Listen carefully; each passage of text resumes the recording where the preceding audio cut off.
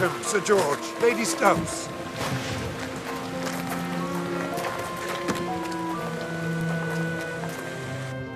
Good evening, Sir George. Good evening. Sir. I'm so thankful you're here at last. A shocking night. Hattie should get straight to bed or she'll catch a chill. Come along, my dear.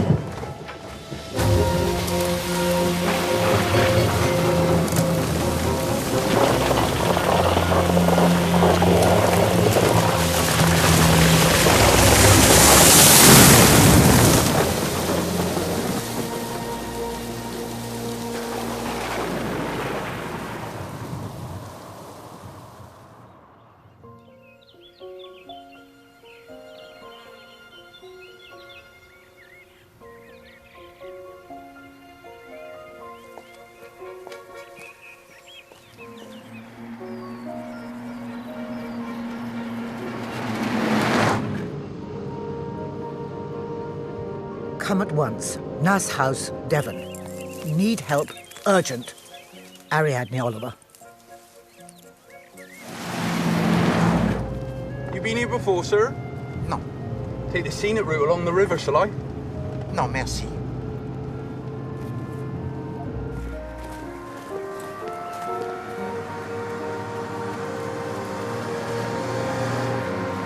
Afternoon, ladies. You don't mind, you, sir? Foreigners, see? Can't read a map. Buongiorno. Mademoiselle.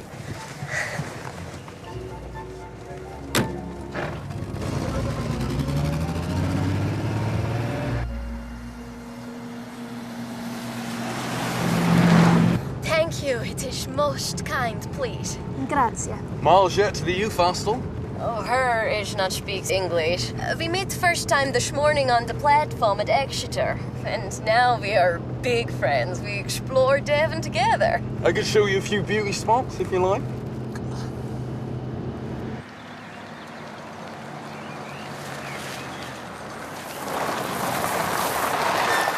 The hostel's that way. Don't cross Sir George's land, though. You don't like it. Grazie mille. Thank you, Stan. If you please, may we hurry?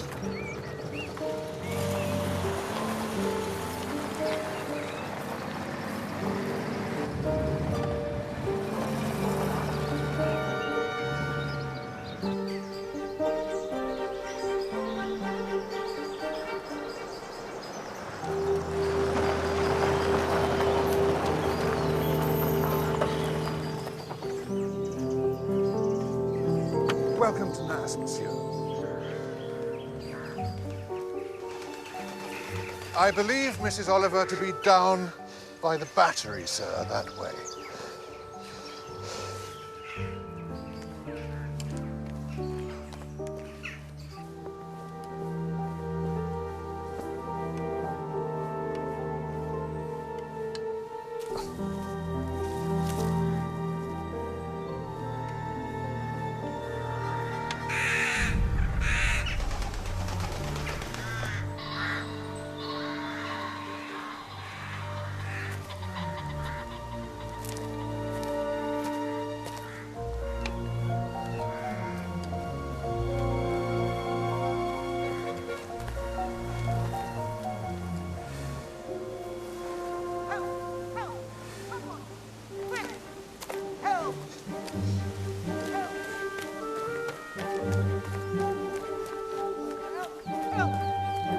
Someone! Quick! Oh, hello, Poirot. What is wrong, madame? Nothing's wrong. I just wanted to see if someone would come. How loudly one might have to shout. These woods are frightfully dense. I thought you were in danger. Certainly not. How are you, Poirot? Un peu énervé. Chère madame. You telegraphed to me that you need help, and for this reason I come by the express from London. Well, I do need help. I'm most awfully worried. There are some very strange people here. Very strange indeed. They're holding a fete tomorrow, and they thought they'd have a treasure hunt. Then they thought, no, that's been done to death. So they thought they'd have a murder hunt instead. And they offered me a tidy sum to come and dream it up. Well, anything's better than writing. So I've been busily inventing motives and suspects and victims and so forth. And it costs a bob to enter, and all you get for that is the first clue. Good fun. Madame, Poirot, he has arrived to Devon. Mais pourquoi? Because there's something amiss. I think someone's going to die. If there were to be a real murder tomorrow instead of a fake one, I shouldn't be in the least surprised. Whose idea was it, this murder hunt? The Warburtons, I think. Well, the owners of the property. No, that's Sir George Stubbs. Awfully rich and awfully common. Bought the place a year or so ago, along with his wife, who's outrageously beautiful, but as dumb as a fish.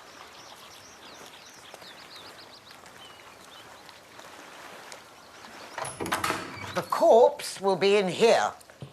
Sally Legg was going to do it, but now they want her to dress up in a turban and tell fortunes.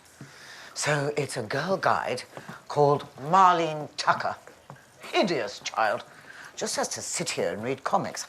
I've written a clue on one of them and flop down when she hears someone coming with this around her neck. Hello. I brought lemonade. Oh, that is most kind, Miss Bruce. Good afternoon, sir. Mademoiselle. Lady Stubbs must be rushed off her feet with all the preparations. Do thank her for the drinks. Lady Stubbs has one of her headaches. She's not yet up. I've planned every detail and it all dovetails nicely. But things keep changing. The fortune-telling is a good example. I feel I'm being jockeyed along. Jockeyed along? Manipulated. So someone is making the suggestion? Writers can't stand suggestions. If you suggest something, we do exactly the opposite. But I am being jockeyed along. And I can't figure out how.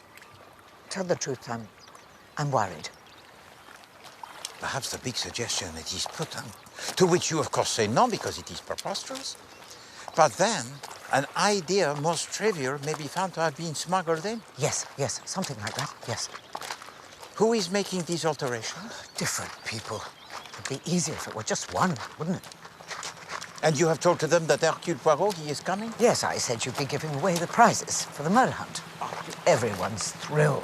Mrs. Oliver! Hang on, I'll walk up with you. All safe, sir? It's Michael Wayman, an architect. I'm meant to be designing a tennis pavilion. Do you know what he's asked for? A Chinese pagoda. Self-made men. Stinking with money, but with no taste whatsoever. For instance, look at this. It's quite nice, of its kind. Well, in keeping with the house. But these things are meant to be, what's the phrase? Situated on an eminence. And here's this poor little devil tucked away in the woods. Perhaps there wasn't anywhere else. What about the grassy bank by the house? It's perfect, but no. A tree comes down in a gale. Right as the self-made twerp will put the Folly there. Tidy up the place. Look, it's only on a yard of concrete, subsiding already. These people are extraordinary.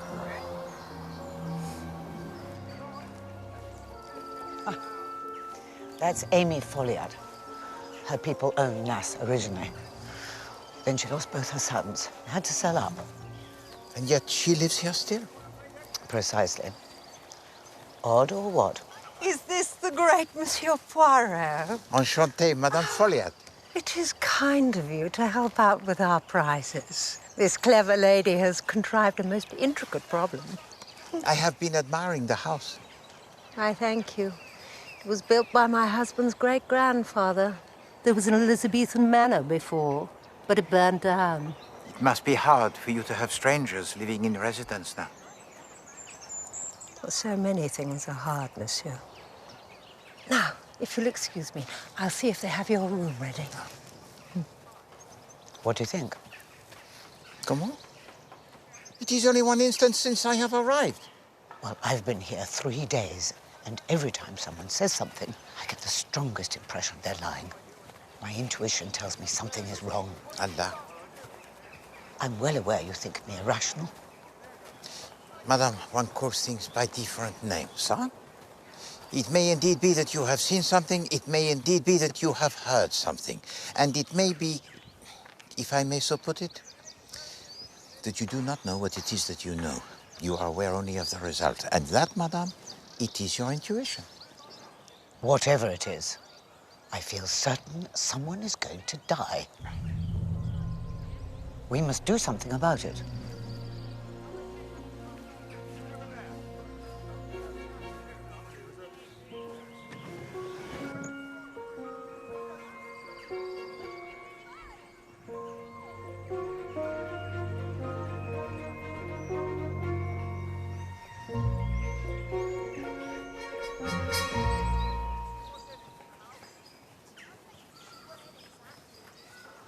Poirot, is it?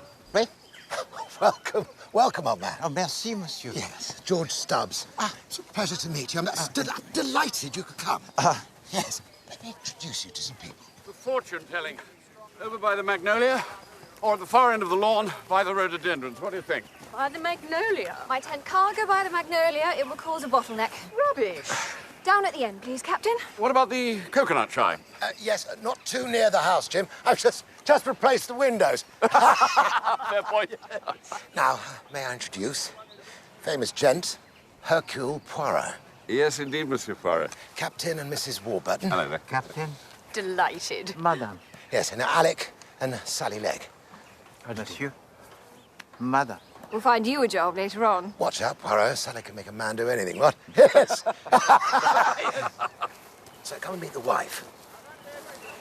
Excuse me. Hattie. This is Mr. Poirot. It's our guest. Madame. Now, you chat nicely. Why, I go and locate some coconuts. Oh. Right.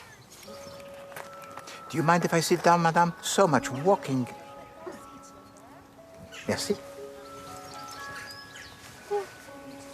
It's pretty, isn't it? Très joli. It's an emerald. George gave it to me. He gives me lots of things.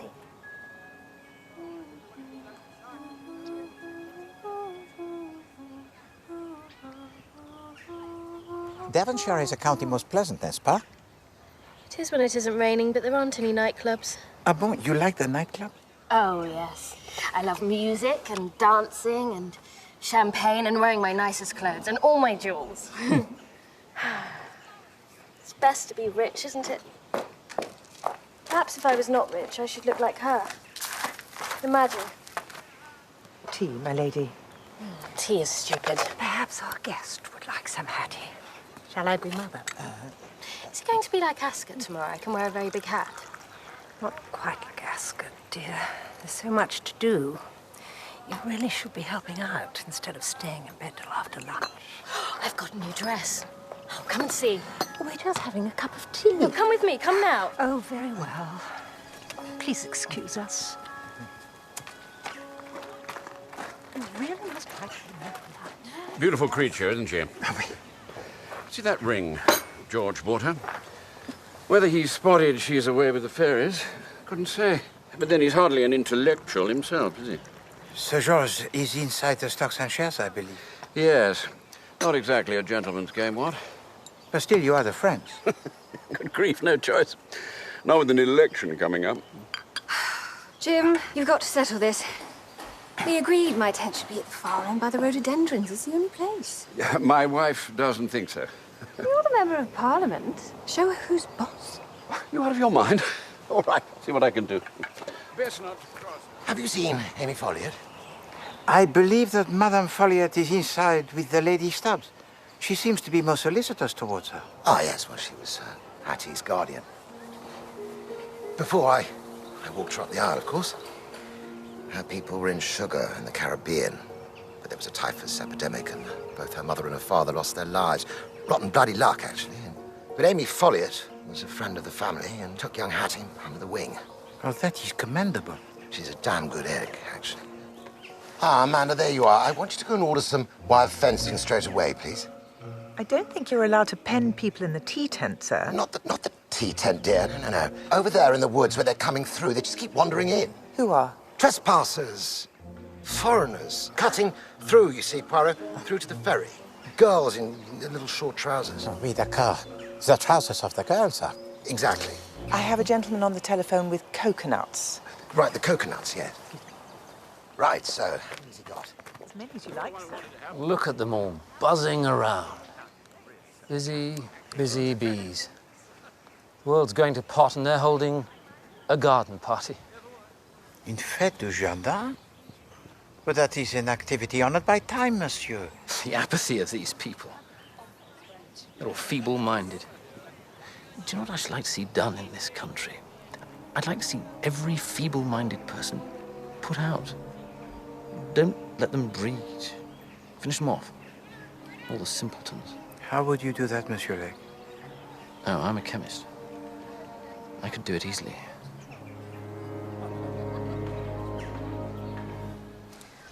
Any theories? Everybody seems to me to be completely normal. You're trying to be amusing. Perhaps that is not the right word. Lady Stubbs, it appears, is subnormal. Alec Legge, abnormal. Oh, he's all right. He's just having a nervous breakdown. But everyone seems in a state of agitation, which I believe is characteristic of the preparations for a fete in England. Mrs. Oliver, your corpse is here. Ah, hello, Marlene. Remember, a guide is honest, reliable, and can be trusted. Can you come and have a look at her costume? I was going to be stabbed. Now she says I'm going to be strangled. That's not fair. This gentleman knows all about murder. Why don't you ask him? Seen a lot of killings, have you? One or two, mademoiselle, oui. Any sex maniacs? I like sex maniacs. I've read about them. I do not think you would like to meet one.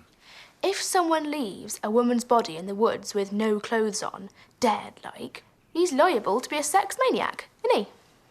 That would be an assumption most reasonable. That's what my granddad said. But he's daft, so no one believes him. Marlene, come and try your costume.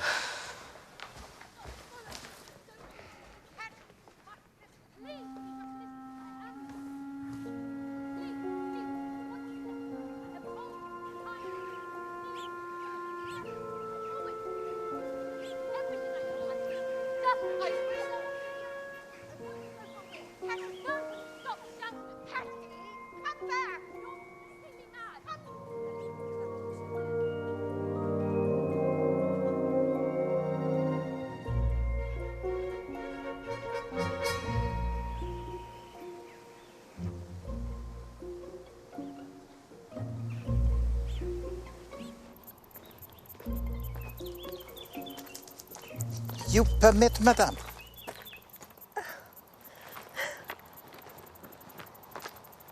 I'm so sorry Hattie dragged me off earlier. It was rude of her. Lady Stubbs is a little, common on the capricious. Hattie is a dear, good child. I know her very well, you see. Because she was once your ward. My husband died in Flanders. My elder son was killed on active service against the Pashtun. And to cap a sorry tale, my younger son took up aviation and crashed, trying to break the record to Nairobi. Oh.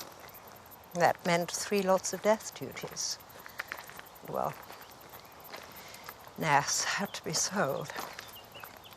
I was very unhappy, and I was glad of the distraction of having a young person to look after. For a time we lived in Paris. My, we had fun. I became very fond of Hattie. All the more so when I realized that she was not terribly capable.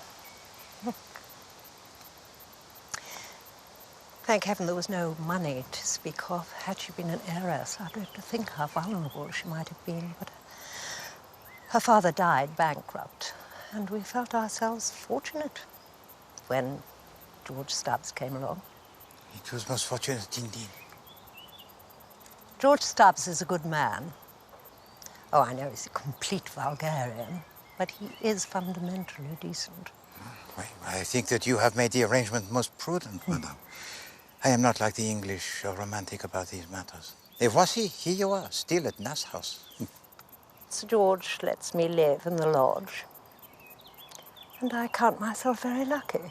Indeed, you have found for yourself a haven most peaceful, madame. A haven from the storm, yes. The world is a wicked place, Monsieur Poirot. There are very wicked people in it. Thank you.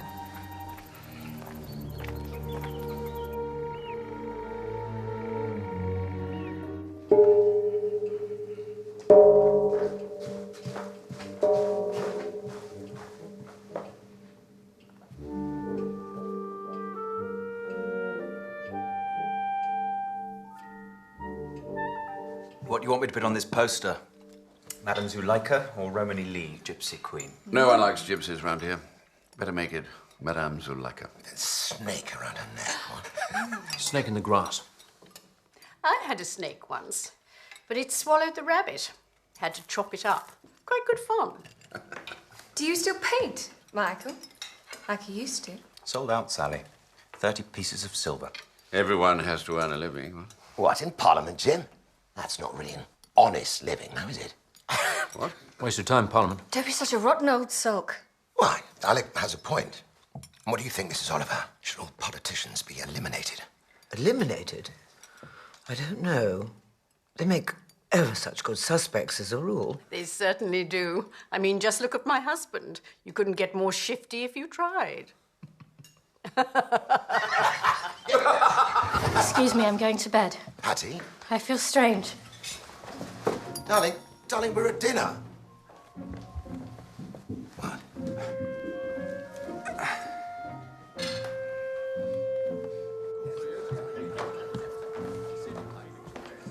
Oh, Lady Stubbs has gone early to bed? Malheureusement, oui. She suffers perhaps from the mental confusion. Oh, no. She knows exactly what she's doing. What do you think? I think, madame, that I take the little walk.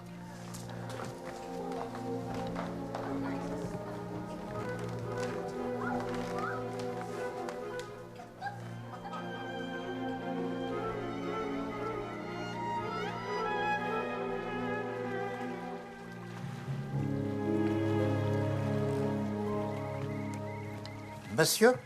Do you want the ferry, sir? Oh, no. No, merci. I stay at Nass. Oh, 'tis up at Nass you are? Right. I worked for the Folliats many a year. None of them left now, of course, except old Mum up at the lodge. Met her, have you? Madame Folliat? Oui.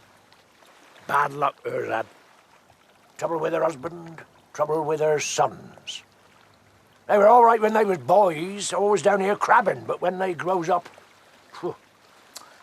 Master Henry, he died for his country, fair dues, but Master James, he was wild. One of they as couldn't go straight, but he was vexing, Master James. Aeroplanes, flying. That's no way to die. No, indeed. Alors, what is your opinion of Sir George? Oh, pardon, Monsieur... John Myrtle. Monsieur Myrtle? Oh, no, merci. Gentleman be powerful rich. Wife's a fine lady from London.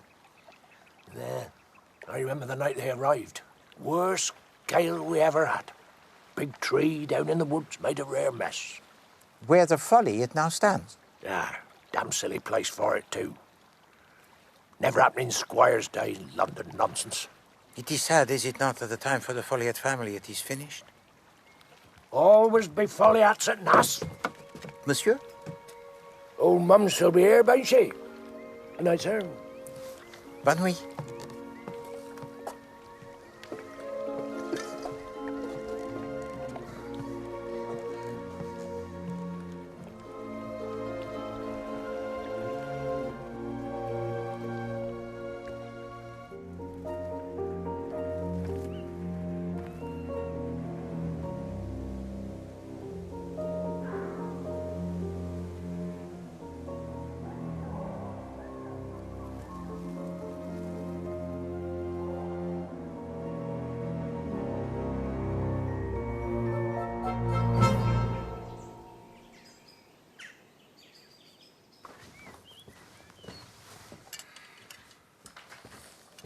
Now, here are some new ideas for the pagoda.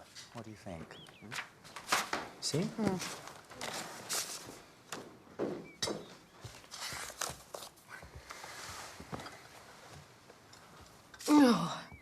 Oh, no. What is it, darling? It's from my cousin Etienne. He's coming here. He's coming in his yacht. Oh. No. Oh, may I see?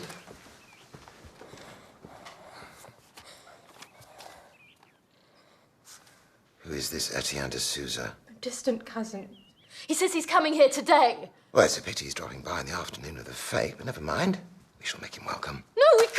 can't! Oh, I need to lie down. I have a headache! Hattie, dear. Take some aspirin and then it will go away. Shall I bring you some? No! Sweetheart, excuse me.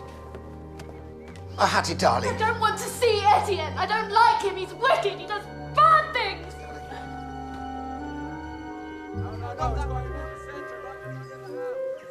No, Rogers, put the urn on the left. Right, oh, Mum. The left. Oh, the left. Oh. Hello, Poirot. Bonjour, madame. What a beautiful day. Yes. And isn't it nice to have Lass lived in again? We were all so afraid it would become an hotel. So many houses have. AA 3 stars and what have you. Ghastly. I must say, George Stubbs has done wonders for the place. He's got good blood in him, somewhere. Father a gent and mother a barmaid, that's my guess. I see she got her way with the fortune teller's tent.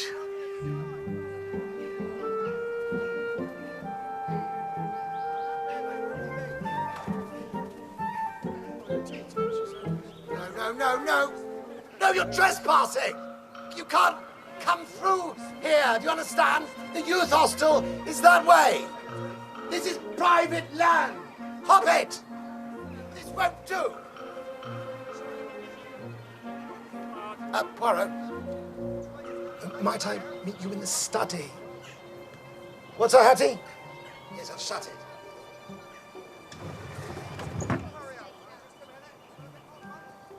Well, I put a padlock on the gate, but they come through the wood. They don't seem to understand a word I'm talking about. They just jabber on in Dutch or French or whatever. One of them was, I think, Italian. Well, precisely, yes, foreign.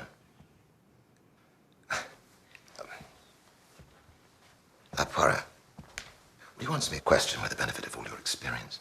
Most certainly, monsieur, I will try. Is Michael Wayman after my wife? Monsieur? Oh, she's behaving damn oddly.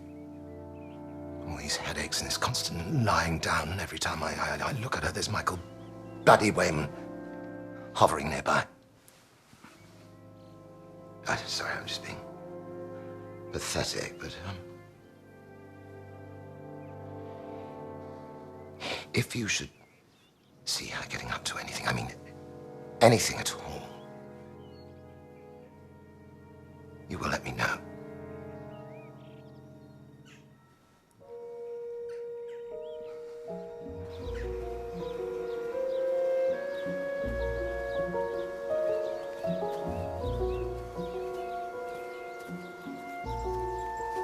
You look ridiculous. Everybody this way. Come along. Gather round, please. Now I declare the garden fete open. Bravo! Madame, let us separate. We shall watch with the peel down.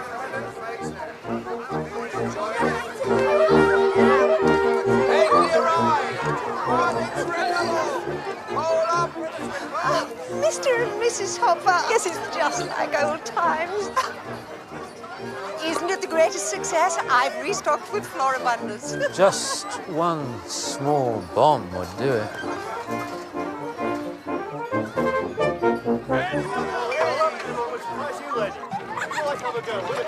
You, sir, you look lucky. It's for charity, sir. Children's fancy dress. Form up, please. All the fires. You've won. Well done. Congratulations, sir. Here's the first clue. It's a photograph. Work out what it is, and you'll get the second clue. Good luck.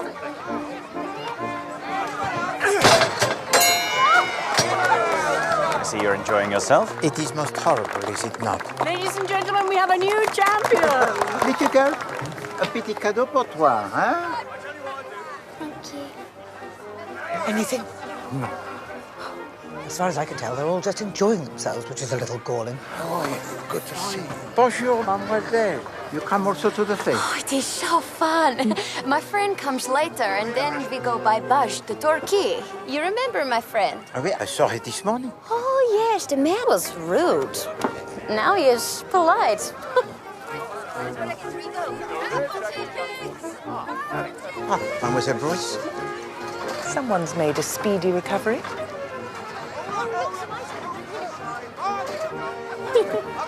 Madame, that which you wear on your head, it is a creation most beautiful.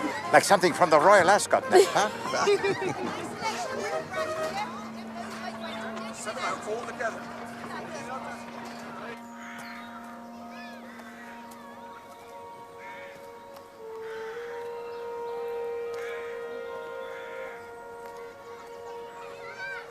You will make a long journey, possibly by train.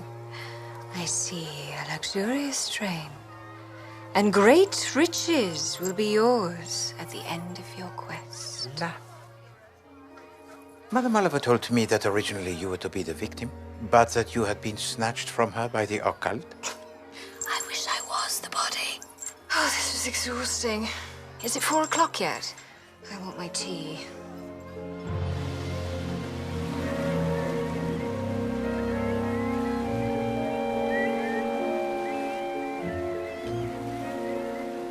What do you think? Je crois que vous avez raison. There is something that is incongru. Yes. And a murder hunt would be awfully convenient if you wanted to conceal a murder, wouldn't it? But a murder, madame, requires a victim. So who is this victim? This is what we must discover. I say, seen Lady Stubbs? She's meant to be judging the fancy dress. No. What's the woman playing at? I shall have to get someone else. Has anyone seen Lady Stubbs?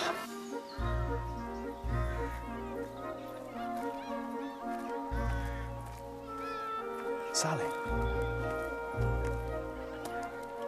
Thank you.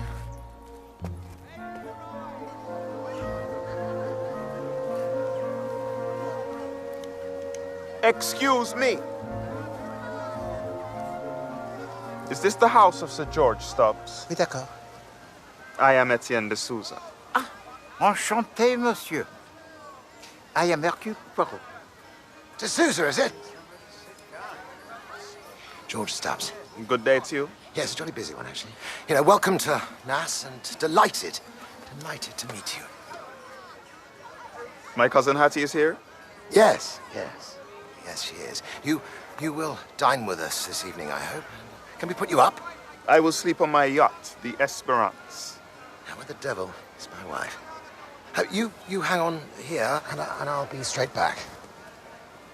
So it is some time since last you saw your cousin? I have not seen her since she was 14 years old. Then her parents sadly died, and she was sent abroad. As a child, she promised to have good looks. She is a woman most beautiful, monsieur. And that is her husband. Lady Stubbs, have you seen Lady Stubbs? Have you seen my wife, Lady Stubbs? Has anyone seen Lady Stubbs? Seen Lady Stubbs, have you? Big hat and the sunglasses. She seems to have completely disappeared. I feel certain someone is going to die. Lady Stubbs? No. I saw her last at Gareth's Fair. The world is a wicked place, Monsieur Poirot. Have you seen Lady Stubbs? Hattie!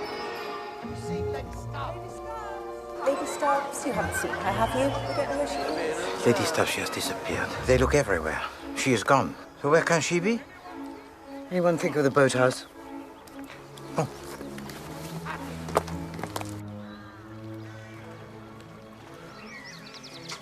It's locked. To make sure nobody finds the body by accident. It's rather brilliant, don't you think?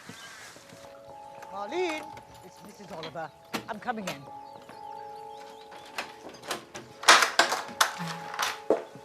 Marlene, you can get up. It's only me. Marlene? Marlene?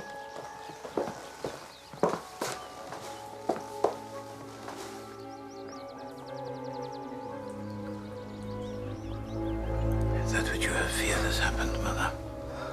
Elle est morte. You don't mean... You don't mean... Oh, Marlene.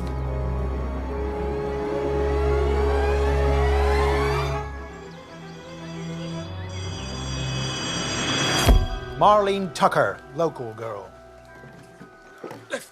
Garroted with a length of rope Doctor says she's still warm.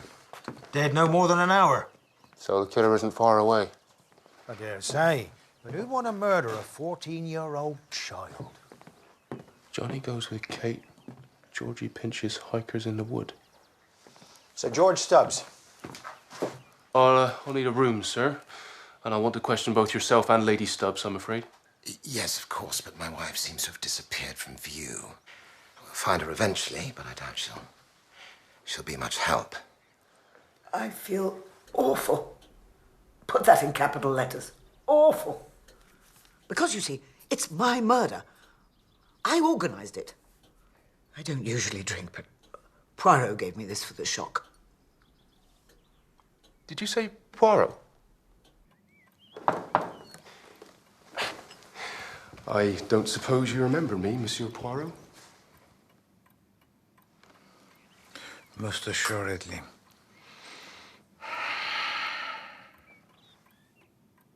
It is the young Sergeant Bland, whom I met, it is now since 14, 15 years, in Gloucestershire. What a memory. I cannot for the life of me remember why I should ever have wanted the Yugoslavian wife of a biochemist to be the victim. And I wasn't expecting a man in a yacht. What man in a yacht? He sent a letter to Lady Stubbs, and she was frightened. Frightened of what? Frightened of him. And now she's disappeared. Can you tell me anything about a man and a yacht? Oui, bien sûr.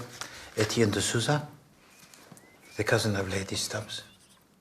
Who was afraid of this Etienne de Souza? Do you know why? I heard her say he was a bad man. Do you think her fear was real? If it was not, she is an actress, very clever. You came ashore in a launch at Nascombe Quay. Did you see a small wooden boathouse on your way? Yes, and had I known it belonged to Nass House, I should have come ashore there, but I did not. Did you see any signs of activity? In the boathouse? No.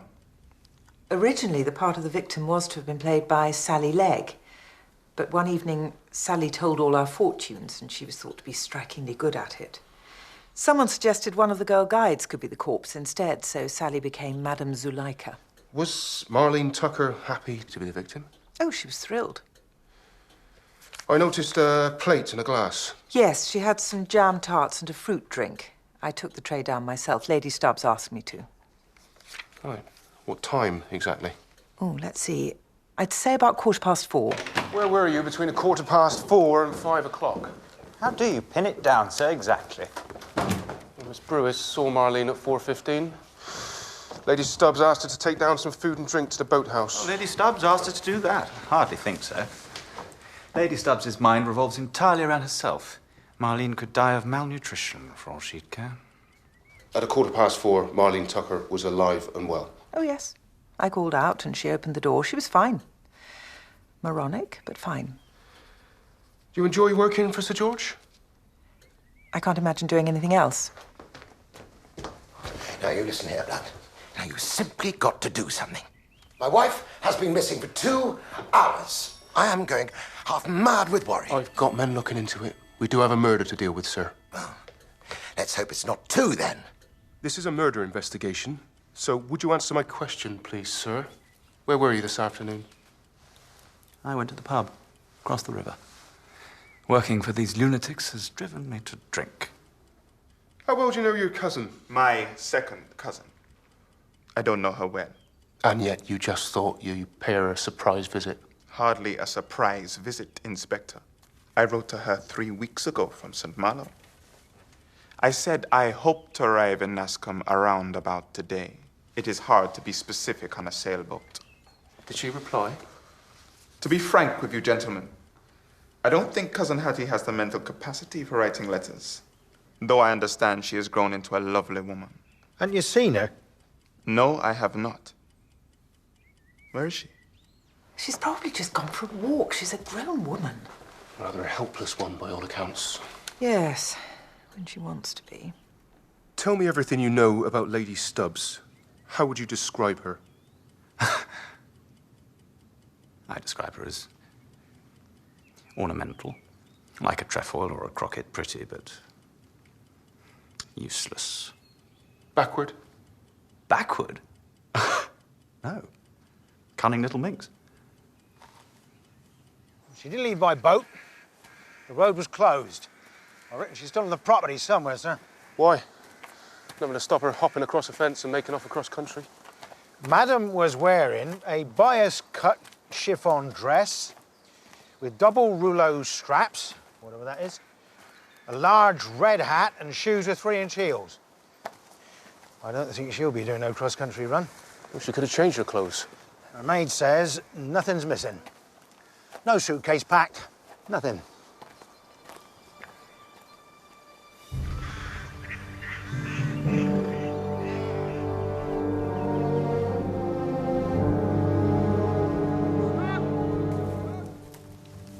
Lady, stop! Lady, stop! Lady, stop!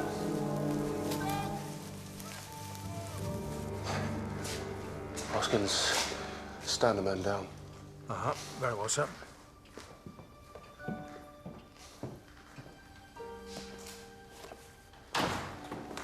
Inspector Bland. Poirot, he should have prevented the murder of Marlene Tucker. The least he can do is to find the killer. Si vous permettez, I would like to help. Anything? No, sir. Sorry. Sir George, there is something I should like to ask you. Did your wife receive a letter from Mr. de Souza 3 weeks ago saying he was coming to this country?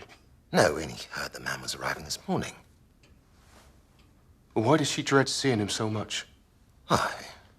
Blessed if I know. Monsieur, exactly what did she say? She said he kills people. Well, she couldn't actually say who de Souza was supposed to have killed, or where, or why. You know, but don't tell me he arrives here off his yacht and immediately strangles a girl in my boathouse. It doesn't make any sense. Sir George, the door to the boathouse, it has the Yale lock, oui? Yeah. So no one may enter without a key? So if you permit me to ask, there are how many keys? 3. And one was a clue in the murder hunt and concealed in some foliage at the top of the garden. The second key was in the possession of Mrs. Oliver. Where's the third key? It's here. There. It always is. Now, do you see what that means? The only people who could have got into the boathouse were firstly the person who completed the murder hunt and found the key, which didn't happen. Secondly, Mrs. Oliver, or someone to whom she gave her key, which she says didn't happen and Poirot was with her. Right. Or thirdly, someone who Marlene herself admitted to the room. But that could be anyone out of 200 or 300 people, couldn't it? No, Sir George. Because when the girl heard someone to approach, she was to lie down and pretend to be dead. She was to be discovered by the person who had found the final clue, the key. Therefore, the only other people whom she could have admitted when they called to her from the outside were those people who had organized this murder hunt. Yourself, Lady Stubbs, Miss Brewis, Mrs. Oliver. Who else did Marlene know, Sir George? All right. Alec and Sally Legg. Michael Wayman. The Warburtons. Oh, and Mrs. Folliot.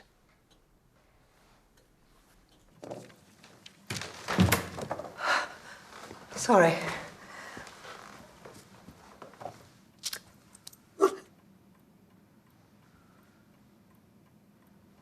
It is as you said to me yesterday, Madame. A word that is very wicked. Well, it's true. This morning, Lady Stubbs, she also spoke of wickedness. I shouldn't pay too much attention to the things Hattie says. So everyone tells to me. She has always had the mental age of a child. As you know, Madame, such people are not always accountable for their actions. In a fit of rage, they might even kill. No! Hattie was a gentle, warm-hearted girl. She would never have killed anyone, never! Then can you think who might have killed Marlene Tucker? No, I can't. What can you tell me about the local people? Captain Warburton? He was working hard at the fete all afternoon. Mrs. Warburton? Enid Warburton runs the Girl Guides and the Gymkhana. She's clearly beyond reproach. And the Leggs, what do you know about them? They're just holidaying here. Madame Legge, she is a lady most attractive, n'est-ce pas? Vivacious. Is it possible, do you think, that at any time Sir George Stubbs felt the attractions to Madame Legge? Good heavens, no. Sir George is extremely fond of his wife. Was it you or Lady Stubbs who asked Miss Brewers to take jam tarts down to the girl in the boathouse? Goodness, all these questions. I remember Miss Brewers collecting some cakes, but I don't recall that anyone asked her to do so. You were serving in the tea tent between 4 o'clock and 5 o'clock. I believe Mrs. Legge came in there at that time for a tea? No, she didn't. She was dressed as Madame Zuleika, remember? She never set foot in the tea tent. Sorry it's so late, Mrs. Legge. Please, tell me when you last saw Lady Stubbs. I think when I came out of my tent to go and have tea. I remember a hat. Massive, wasn't it? When did you take your tea? 4 o'clock.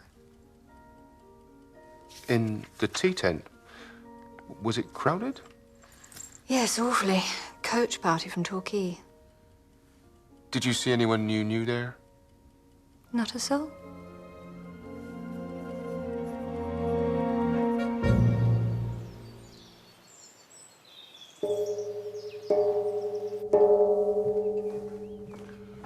Good morning, sir.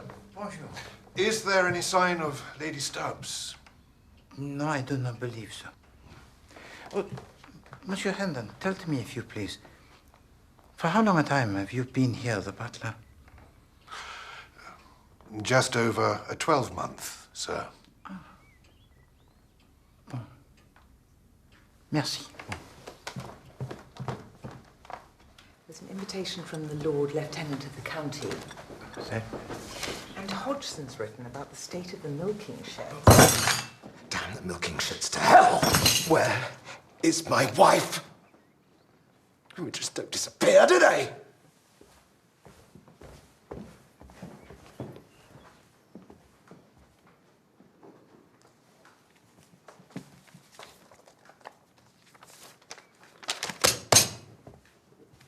Utter fool!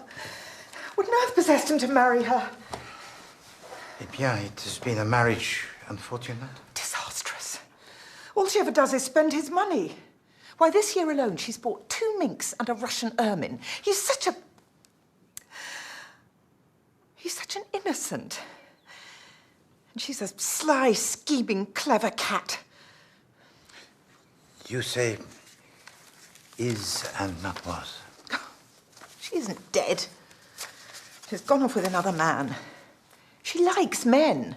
She's already made a fool of Michael Wayman. But Monsieur Wayman, he designs her tennis court. Tennis? She wouldn't know a double fault from a fruitcake. Wayman tried it on and she gave him the heave-ho because she's found someone else. So he has too. And if Monsieur Wayman no longer pursues Lady Stubbs, what is it about her that makes you so suspicious of her? She meets someone on the sly, Poirot. She slips out of the house and into the woods. She was out the night before last. All that yawning and saying she's too tired for dinner. Half an hour later, she's slipping out by the kitchen door. She's an alley cat, Hattie Stubbs.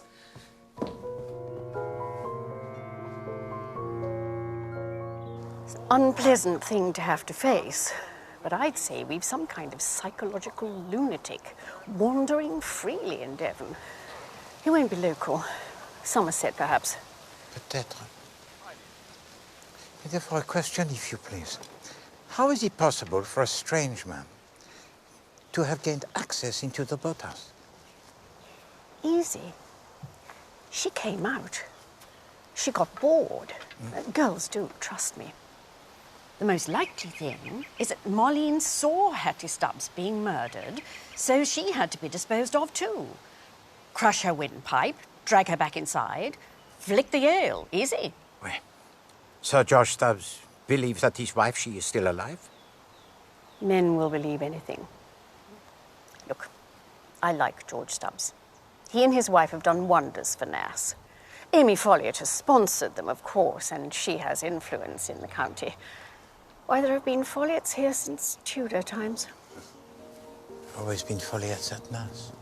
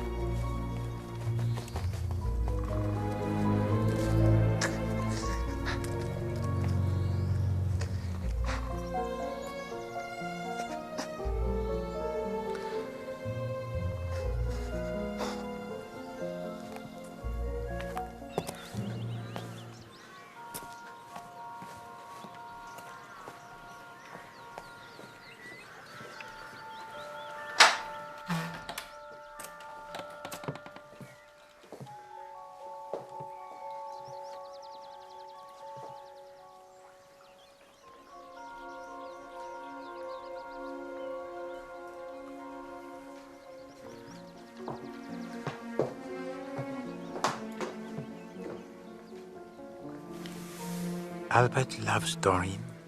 Biddy Fox has a secret den. Oh, Marlene, Marlene. Hello, she spies. Hey, she looks and she learns.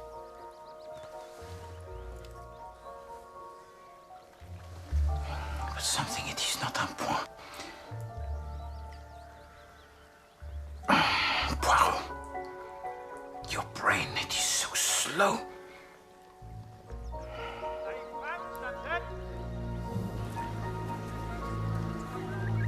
Is it hers?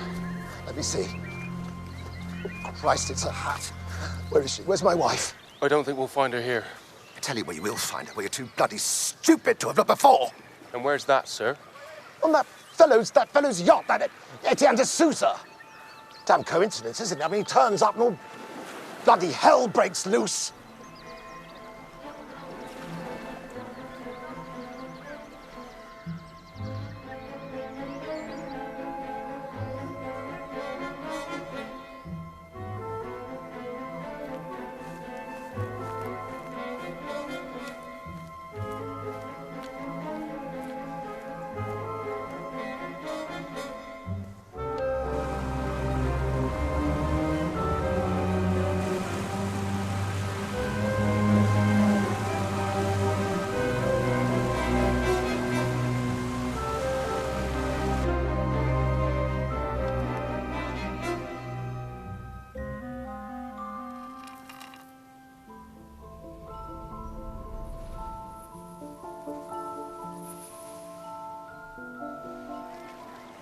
Well, I have a warrant to search your vessel.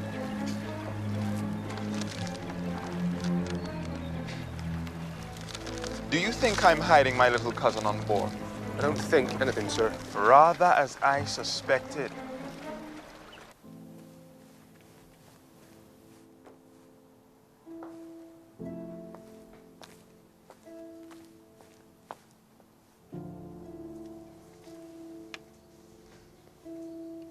You have lost something, madam? Oh, you made me jump. Yes, I have. Or must one rendezvous when one can? I don't know what you mean. Poirot is not a husband, alas, but he knows that they can be jealous. I doubt mine is. I hoped, when I came down here, that everything would get better. But it hasn't. Alex just... well... he's still Alec. I don't want to live like this. No. Have a look here, sir. Got something? Yes, sir. This is the jacket the gentleman was wearing yesterday. And look what I found in the pocket. What is it? It is the ring worn by Lady Stubbs at the time of disappearance. It matches Sir George's description. How do you come to have this, Mr. de Souza? I've no idea. I've never seen it before. Well, maybe you have, maybe you haven't, but it's grounds enough for me to arrest you. For what, may I ask? For being foreign? For the murder of Harriet Stubbs. For the... You have no proof at all. This is meant to be a civilized country. We like to think so, sir. Hoskins. Is this what you were looking for, madam? Oh, yes. Thank you, Monsieur Poirot. I must have dropped it. Wait.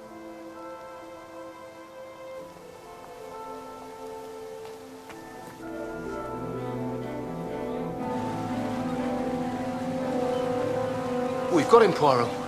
Her ring is in the pocket of his blazer. With that and all the hearsay evidence, I reckon I can get a conviction. For the murder of Lady Stubbs, whose body has never been found? Well, it was dumped in the river. Floated out to sea. It'll turn up in time. No, I'm sure she was killed here at Nass. If I closed the roads, put a man at the key, checked all the buses and trains, there was never a sign of her. No. She was dumped in the river, near where we found her hat. And Marlene Tucker saw it happening. So probably de Souza fixed her too. It is not Etienne de Souza. Why not? How did he know where to find her when his boat? It had only just arrived. No. It does not make any sense.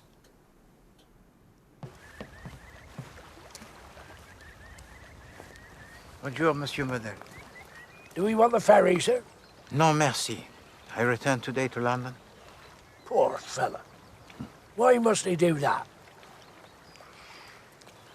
Because Poirot, he has failed. Because Poirot is an imbecile.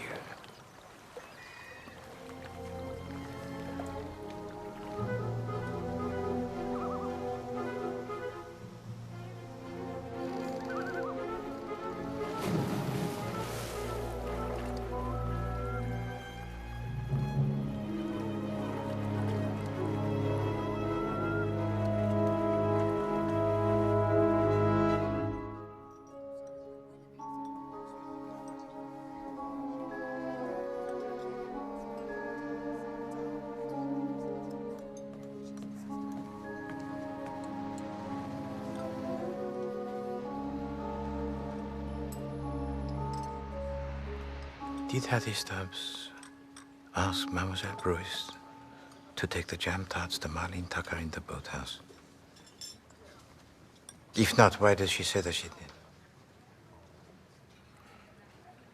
Is it possible that Mademoiselle Bruce found Marlene Tucker already dead? In which case, why does she not report this? She is a woman most sensible. Unless she killed her, of course. No, pas de motif. Why did Etienne de Souza lie about writing to his cousin 3 weeks before his arrival at Nass House? Is it perhaps an attempt to make his visit to appear natural or expected? Certainement, Sir George receives him amicably, although he does not know him. Attendez. Sir George does not know Etienne de Souza, huh? But his wife, who does know him, does not see him. So is it conceivable that the Etienne de Souza who arrives at the fete is not the real Etienne de Souza? When is his trial? 3 weeks. Now the jury will take one look at de Souza and they will convict him. This man will hang. Usually the villain's the husband. Mais je sais. This husband, he has the alibi. There are 200 people willing to testify that Sir George, he never left the fete. But there is someone who knows what happened to Hattie Stubbs. You think the body's still there? It appears that she's been thrown into the river, but it is possible that she is in the grounds. There isn't a priest's hole or anything like that, is there? No, I asked this question to Monsieur Michael Wayman. He tells to me that the house is not of the correct period for this. All the same, there might be something in the structure that only the family know about. But the only member of the family who is left is Madame Folly. Well, she knows everything there is to know about Nass, doesn't she?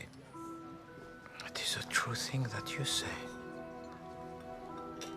She knows everything. For example, she knows straight away that Hattie Stubbs is dead. She knows, even before the death of Marlene Tucker, that the world, it is a place most wicked. What is there that she does not know?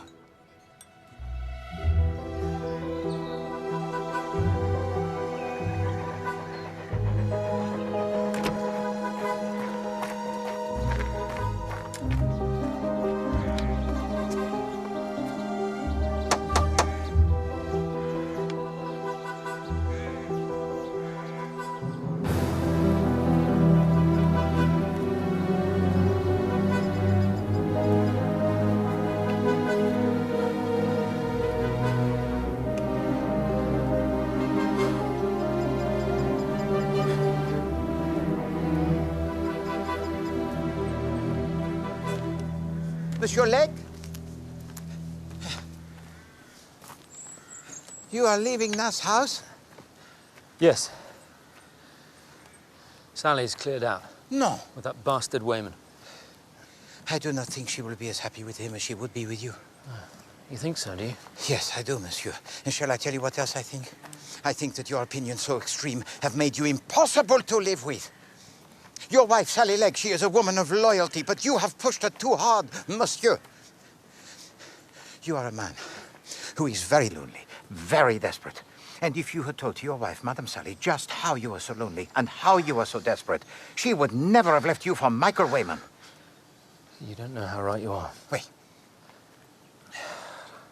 I've been an absolute dummy. Wait. It's politics, eh, Poirot? It's hardly worth losing your wife for. No, I do not think they are, monsieur. No. What should I do? I think what you should do, monsieur, is to find Madame Sally, but immediately. Ask her to forgive you and beg her to come back. And Hercule Poirot, he is always right, monsieur. Do you know, I think I will. Bon. And I'll go to the bloody Chelsea Arts Club, and I'll get hold of Michael Wayman, and I'll throttle the ponce with his ridiculous tie. Bon. And if you please, Monsieur Legg, do not actually kill him, huh?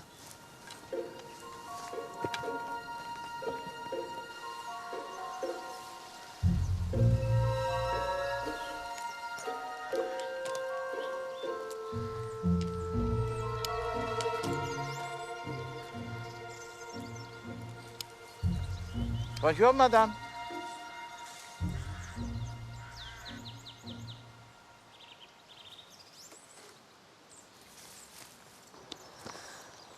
I feel very sorry for George. The strain has been very great. So George still believes that his wife, she is alive. I think he's given up hope. He does not say so, but... Of course, I've hardly seen him lately. He spends most of his time in London. He's drinking too much. I am very tired, Monsieur Poirot. I have not much to live for. But you have your home. Monsieur, I am grateful to George Stubbs for renting me the lodge, but I do rent it. I pay him a yearly sum for it, with a right to walk in the grounds. The grounds of my ancestral home. Oh, je suis désolé, madame. I do not mean to offend. I mean only to say that this is a place so beautiful. It is, in fact, one of the most beautiful places I have seen in England. It has about it the great peace and the great serenity. Yes. But is there still the same peace and serenity now, madame? Why shouldn't there be? Because the murder, it is gone unavenged, and blood, it has been spilled. And here is the smell of it, the reek of it, drifting across the lawn on the breeze. I think that is quite enough. Madame, until the curse is lifted, there will be no peace at Mass. You know this is true. And you know a great deal, perhaps everything about the murder. You know who killed the girl. You know why. You know who killed Hattie Stubbs. And you know perhaps where the body it now lies. I have only my suspicions. And to speak out on mere suspicion would be wrong. Wicked. As wicked as what was done here, it is now since 5 weeks. As wicked as the killing of a girl who is only 14 years of age. Don't talk about it. It's over and done. It's finished. No, madame, it is never finished with a murder. Jamais.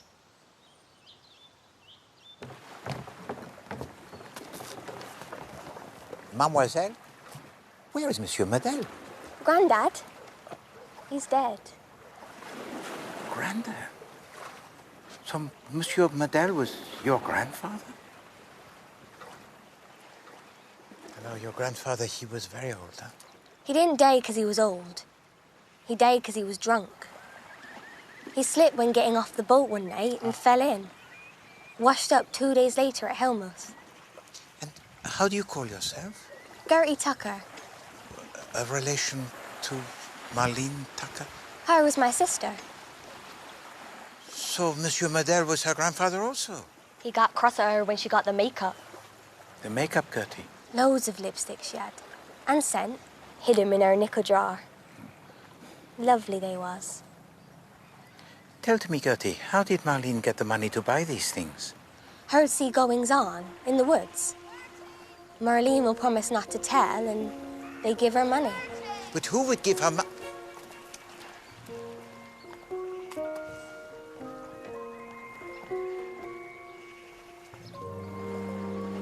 At last, Poirot, he begins to see.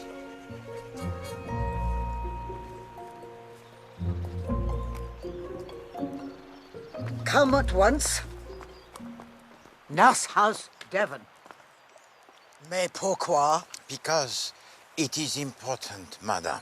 I should hope so. I was due to give a talk. That's why I'm dressed in this ridiculous outfit. Instead, I ran for the express train. What was the subject of your talk?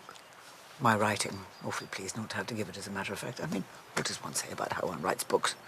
You just think of an idea and force yourself to write it. What am I going to say for the other 59 minutes? Madame, your hat. C'est magnifique. Oh, thank you. It's jolly expensive. Hats are really a symbol nowadays, aren't they? They don't keep your head warm or shield you from the sun or hide your face from people you don't want to meet. I mean, they're just ornamental. Always you give to me the ideas. Tell to me, madame, in your murder hunt, you have as one of your suspects a biochemist. Do you know a biochemist personally? Yes, I know Alec Legg. And you also know his wife, Sally Legg. But she is not Yugoslavian, is she? So what gives to you the idea of having a wife who is Yugoslavian for the victim? Oh, I don't know, all those youth hostelers, perhaps. All those gals in shorts. But, madame, I am most interested in how you write. You are a woman who is most sensitive. You are affected by the atmosphere, by the personalities that surround you. These are the inspirations for your brain that is so fertile. So tell to me, madame, when you first designed your murder hunt, did you intend for the body to be discovered in the boathouse? No, I did not. I intended it to be found in that pavilion, tucked away among the rhododendrons. But then someone, I can't remember who, began insisting it should be found in the Folly. Well, that was obviously bonkers. I mean, anyone could have strolled in there quite casually. I couldn't agree to that. No. So you accepted the boathouse instead. And that was the technique that you described to me on that first day. The jockeying along. One last thing, madame. Do you remember telling me that there was a final clue on one of the comics that was given to Marlene Tucker to read? Was it something like Biddy Fox has a secret den? Good gracious me, no. Nothing silly like that. No, it was a perfectly straightforward clue. Look in the hiker's rucksack. Épatant. The comic on which that was written would have to be taken away. Why? Because immediately it points to the murderer. Inspector Bland, you must telephone to Scotland Yard tout de suite. Why? Because Etienne de Souza, he is innocent. No, he is a man of great wealth.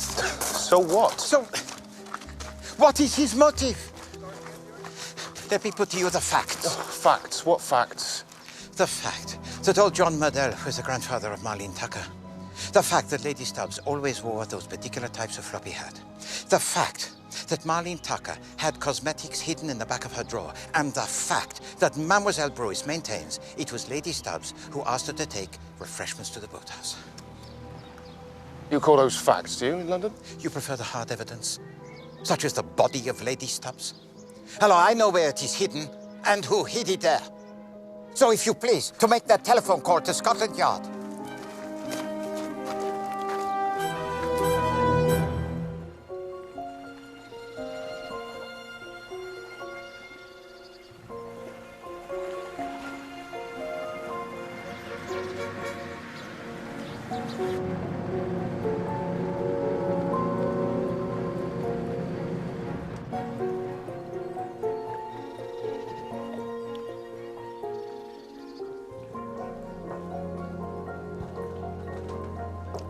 Why did you ask me to come here? I think that you know, madame.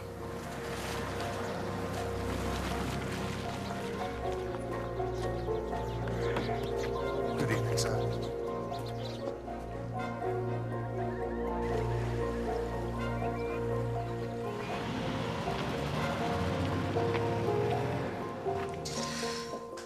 There have now been 3 murders.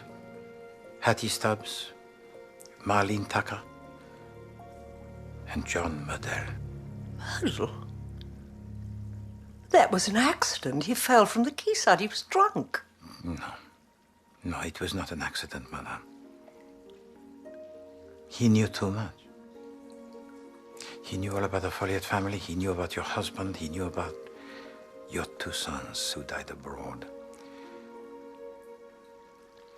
Only they did not, did they?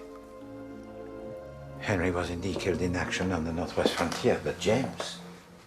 No, he did not die as you said. James, who was so brilliant, so wild. James, who was also to you so shaming. John Model told me of him, madame, and the records have been checked. What did he do to that young dairymaid when he was only 14 years of age? You know. Right. And where did you send him, madame?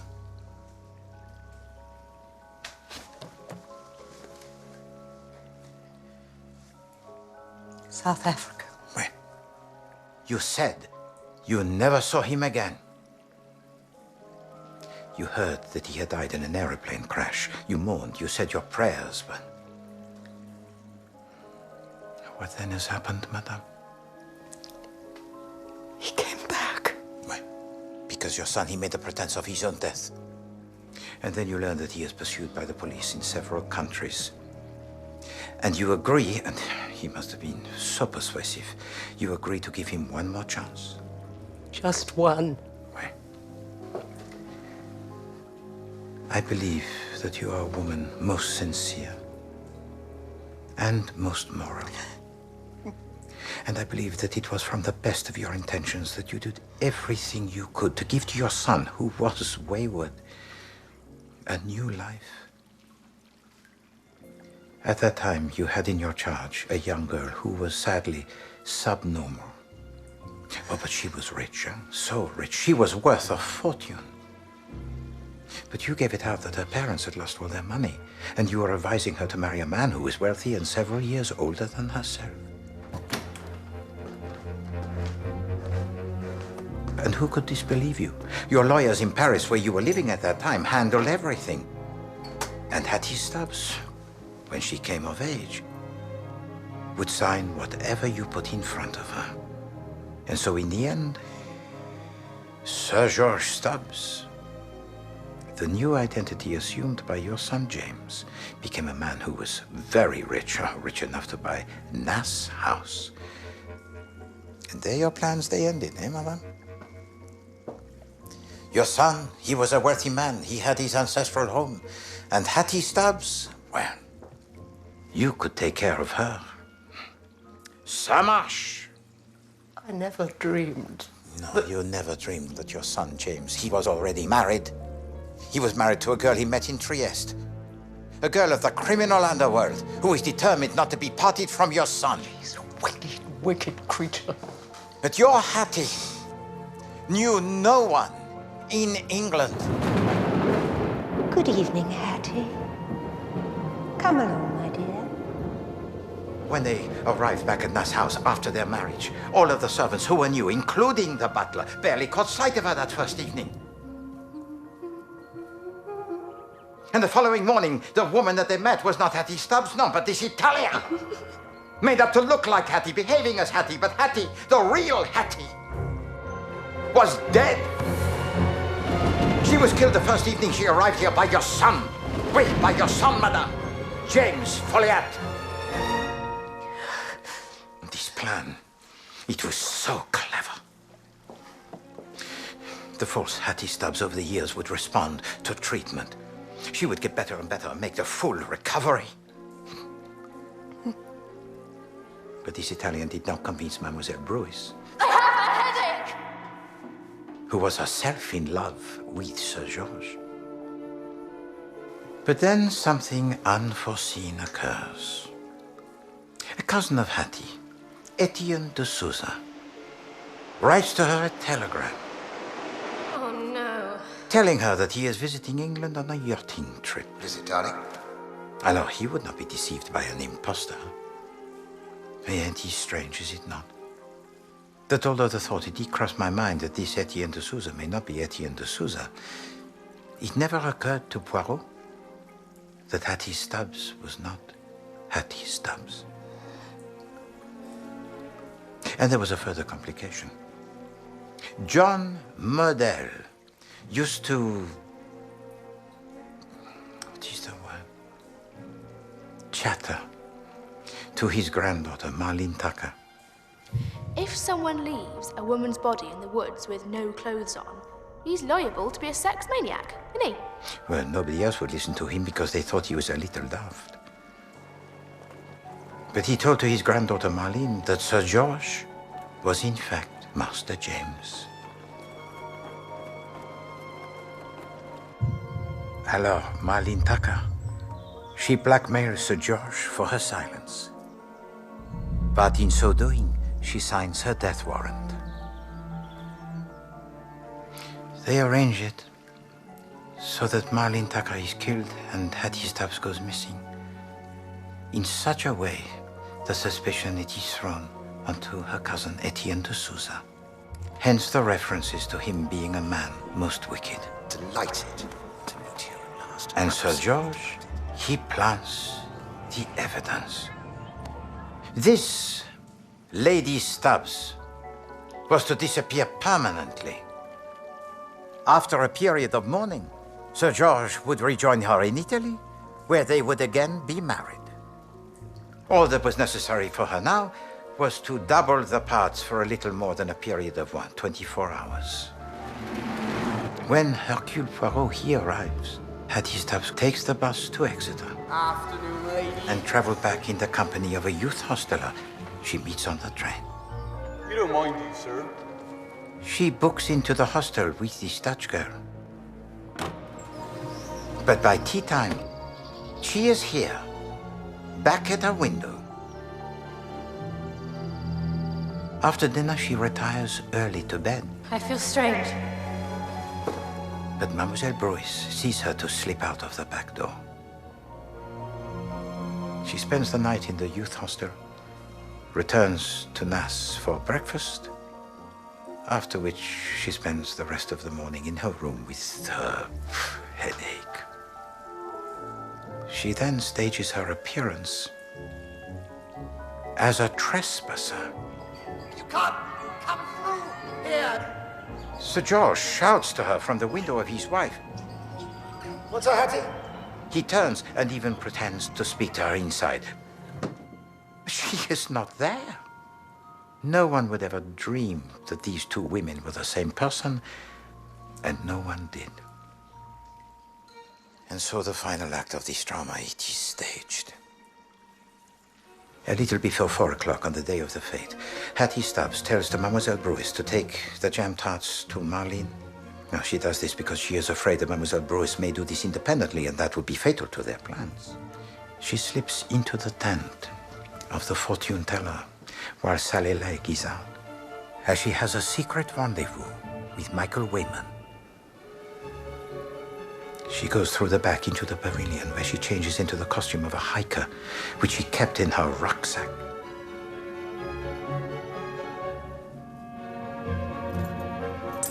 Poirot, he has found the buckle from the strap. And that is why the pavilion was not used for the murder hunt. She then goes down to the boathouse and calls to Marlene to let her in. And she strangles her.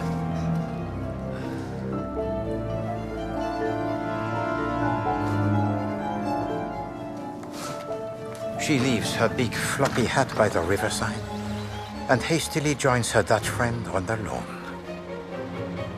A little before 5, they take the bus to Torquay, and a little after 5, the police, they arrive. Where she is now, I do not know, but I am convinced that the police, they will find her. Remember, madame, that before they were not looking for an Italian confidence trickster, no. They were looking for Hattie. Simple, subnormal, and dead. And this you have always known, madame. You revealed your knowledge to me when you spoke to me in the dining room on the evening of the fete. You revealed most clearly, although Poirot, he did not see it at the time, that when speaking of Hattie Stubbs, I shouldn't pay too much attention to the things Hattie says. you were speaking of two different people. Hattie was a gentle, warm-hearted girl. She would never have killed anyone, never. There remained one problem to be dealt with. The man who knew the truth about your son, John Murdell. His death is made to look like an accident, as if he had fallen into the water while he was drunk. But in fact, it was murder, madame. Murder committed by your son, James Folliot. Hello, if you please to come with me, madame.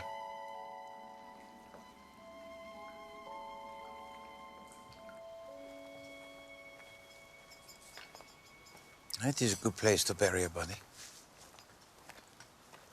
A tree, it is uprooted in a storm. The soil, it is disturbed. And very soon, a young lady, she is covered with concrete.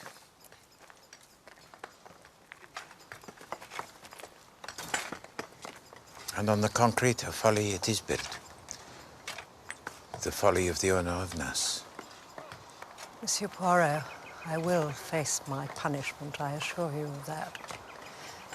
But before I do, will you give me a few moments with my son? As a courtesy to an old lady. As a courtesy from an old gentleman, madame. I will allow it. Bless you. Right, let's bring in Sir George. If you please to wait. I have allowed to Madame Folliot a few moments. You've no authority to do that. Dommage. It is done.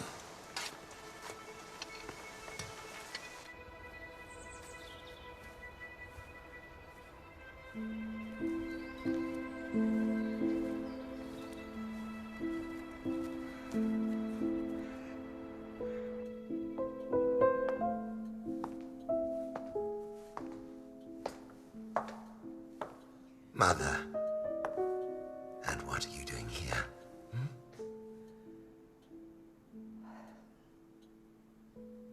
They're digging up the Folly. You know what they will find.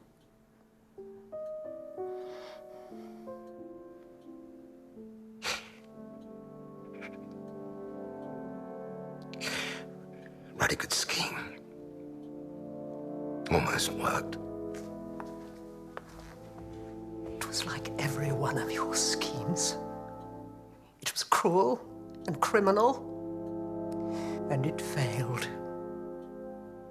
You have brought disgrace to the family name. The name of Folliot. Dear God.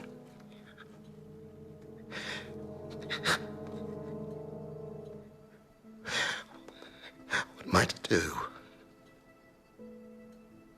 You will do, James, exactly what I tell you. For once, just for once, you will obey your mother. What put you onto them? Intuition, perhaps? No, madame. The deduction. When old John Murdell told to me there will always be Folliots at Nass, it was his little private joke. And Poirot, he has realized this very late. You see, madame, he knew. So now will you release de Souza? Yes, all right. Time's up, come on.